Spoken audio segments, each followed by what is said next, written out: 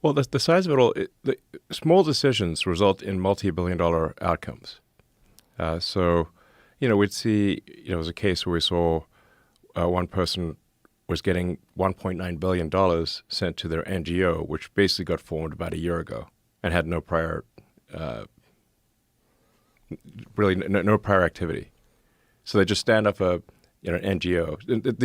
The whole NGO thing is a nightmare, and it's a misnomer because if you have a government-funded non-governmental organization, you're simply a government-funded organization. It's an oxymoron. It's a loophole.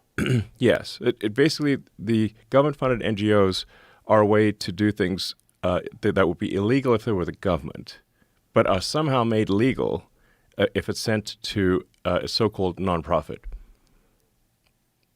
But these nonprofits are then used to, people cash out these nonprofits. They become very wealthy through nonprofits. They pay themselves enormous sums through these nonprofits.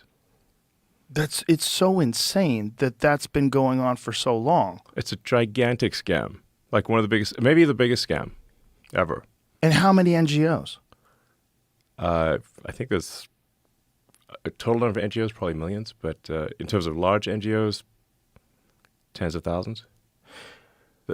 I mean, it's actually kind of a hack to the system where someone can get an NGO stood up for a fairly small amount of money. Like George Soros was really good at this. Like George Soros is like a system hacker. Like he figured out how to hack the system.